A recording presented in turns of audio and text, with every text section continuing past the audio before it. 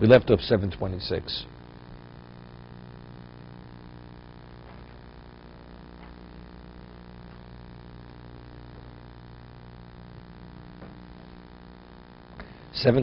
Next to the bottom paragraph.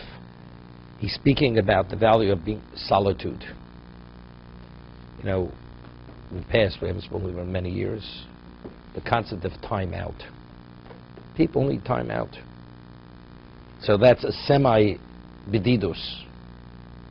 The concept of solitude he's speaking about, literally, remove yourself from society for a while. Only be involved to the degree you have to be, otherwise be separate. But time out, but the issue is why? Because, as he says, you get distracted, you're influenced, many things, and you lose clarity. So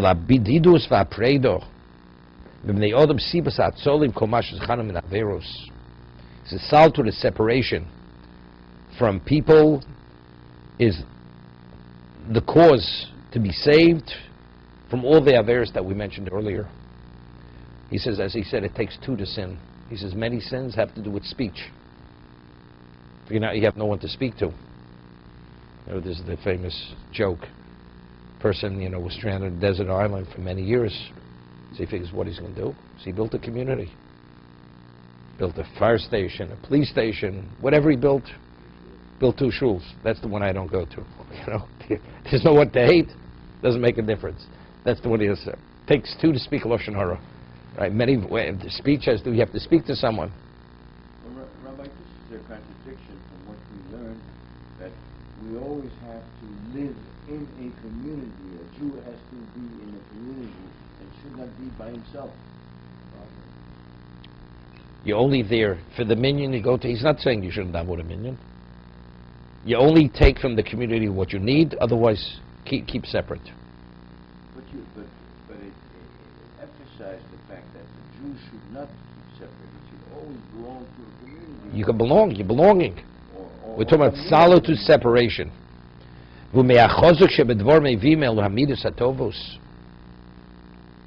says this is the strongest factor which has to do with the development of positive character. Bar halevov avas habedidus ubechiras hayechidus. He says, Amud bar halevov, the mainstay of purity of heart, is avas habedidus ubechiras hayechidus. In fact, it's emulating God. When the creation of the world, God retracted from. Look, I don't know what you learn on Thursdays. These terminologies are high or advanced terminologies. Simtsum. This is Rabbi Nachman. Okay, not on that level yet. Al-Keni Shama Ochi. Therefore, my brother, hear what he says, Rabbi, be careful. Penyas shiacho hayetzu yape beinecha chevra v'savras b'nei odom. You may be influenced by your evil inclination to value the socialization and the intermingling with people. And when you're in solitude, he will cause you to have a yearning and an attraction to that, to be involved with people.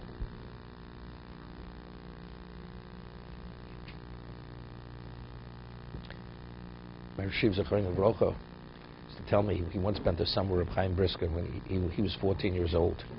Reb Chaim Brisker was Reb Chaim, world-renowned Reb Chaim Brisker. So he told me that Reb Chaim Brisker would learn Zvochim and Menochos in about a week, just learn through the Masechta. Of course, he learned it many times. And they would go to a forest area. It was the vacation area. And all the Gedolei Torah were there, and the students would go there. The air was much fresher, purer. It was like countrified in the mountains, but it was a forest. And Reb Chaim would walk with his students. Many people would walk with him, and he would walk, not say a word, and then walk for 5 minutes, and he'd be totally immersed in his thought, and he had a little notebook. And he had a thought, he would record it. And walk for another 10, 15, 20 minutes, and he'd be reviewing.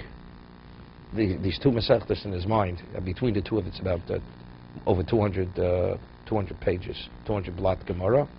And again, and from these little notations, this is what he said to Shurim in Volozhin. When he would give his public lectures in Volozhin, it was from, but that's the way his mind worked. So he had to just, although people were around him, but he was in his own world. He would walk, think, and make the recording. So why didn't his students respect his wish for solitude? No, he did after a while. He did. They would, of course, sometimes he would make comments. He would speak to them. You know, when he would indicate certain things, share things, his thoughts with them.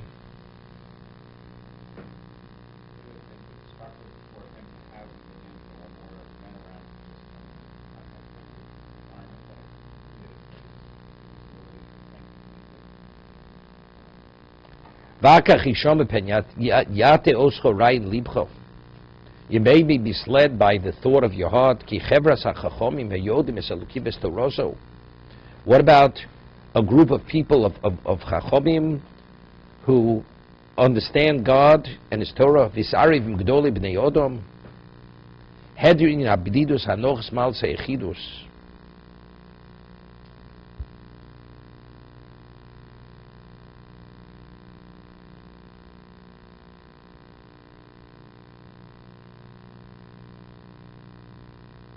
Achi abdidus hagmur v'echidus hashleim chevros anshe achesed v'atorah mal shrabas yiseres hamal seichidus yerach sipuram. So this is already it's a question. What about as a result of going to solitude, you're going to separate yourself from great Torah personalities, people who have great qualities, spiritual qualities. He says yerach sipuram. So what is he saying over here? They could also not to be misled by notion they're associated with the wise who know God and His Torah. Outstanding personalities entail negation of solitude and good. On the contrary, these constitute the very essence of solitude and isolation. The virtues of devotees. I'm not sure.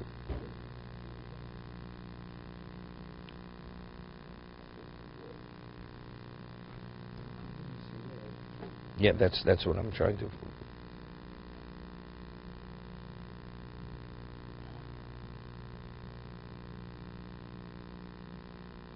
Second.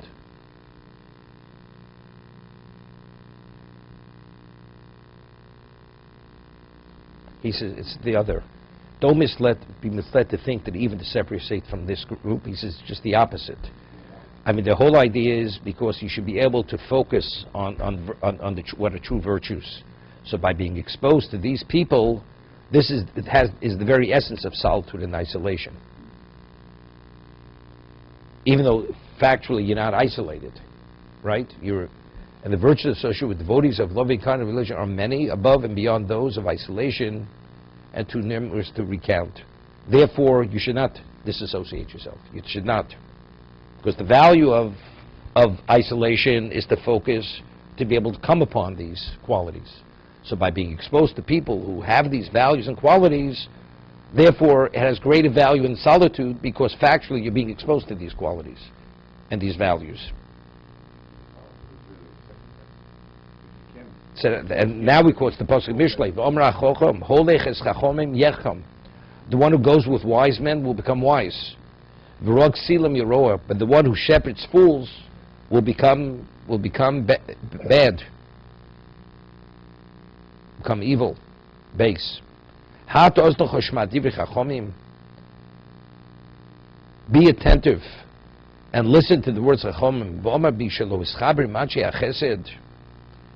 But the one who did not attach himself to men of kindness, lo yev let's hochech lo chachom lo yelech. He says, a scoffer dislikes being rebuked. He will not go to the wise. Lo yev let's hochech lo. The let's doesn't like to be rebuked. And therefore he does not go to the chachomim. So when you're exposed to chachomim, that's exactly where you're going to get rebuked. That if your behavior is not on par, or they see something which is not correct,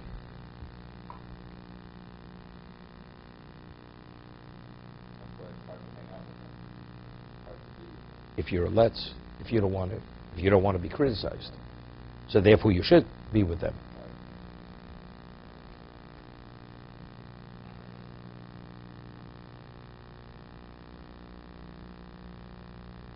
I was reading a story last night. The Belzer Rebbe, his name was Rabbi Belzer. He was a very holy man. He was one of before the war, he even lived more than 12 years after the war.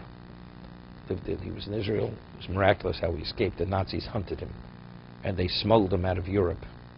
And I've been talking about things he did during the war, and it was known that anybody went to him and he gave them a silver coin during the war. If he gave you that coin, you survived the war. And every person who received a silver coin from him, the coin after the war totally disappeared. No one had that coin after the war, but whoever received it. So he had a son who was a very holy man who perished in the war, in the Holocaust. I think all his children, all his whole family perished. And he had a son, that's one of his sons who was very special. There was a person who later became a posek, Chassidish person. He was very exposed by the Belzer Rebbe. And he spent a Shabbos in Belz. He traveled hundreds of miles to be there. And he had done something. This person, he was a young student. And Hasidim never shave. They never cut their beards. So Shabbos, he was in this son's house, and he touched his beard. So there's a whole question, there's a question of you may pull out a hair. So they were very careful not even to touch their beards. So the Belzer Rebbe's son said to him immediately, don't touch your face. Don't touch your face, which was a rebuke. So they had a student, they would have a rotation system, who would serve the students, who would eat at the son's house. He was the waiter. So this person wanted to teach this visitor a lesson for doing the wrong thing. He served everybody except for this visitor, to embarrass him publicly. So the Rebbe's son openly said, so this person who was serving the other students came from a certain town in Hungary, and he says, in that town that you come from, he said in presence of all the others, because he rebuked him, he says, it's known that the Gentiles, they go with knives and they stab one another. That's what they do. He says, and because you come from that town, evidently you learned their behavior pattern, but you realize, but you're not supposed to stab a Jew. And your behavior, by embarrassing this person, it's like you took a knife and you stabbed him. Embarrassing a person to that degree. Not publicly, because it was obvious. Everyone he served except this one person. So I'm just saying that this is the rebuke. How do you take rebuke? If that's the case, I'm not coming back here. So there. Lo yev letz hocheach lo. If you're a scoffer, a deprecator, you don't want to be criticized. But the wise man wants to be criticized. So being among wise men, that makes you only better, because nobody's perfect. To be continued.